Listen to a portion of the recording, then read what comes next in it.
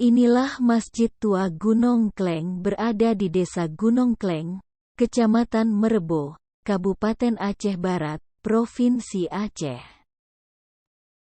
Masjid ini didirikan secara swadaya oleh masyarakat pada tahun 1927 atas prakarsa para ulama saat itu sebagai bagian peradaban dunia Islam yang mewakili nilai tradisional keacehan. Arsitektur tradisional antara motif hias lokal Aceh Barat mengacu pada ajaran Islam yang telah ditetapkan Kementerian Pendidikan dan Kebudayaan Balai Pelestarian Cagar Budaya Aceh.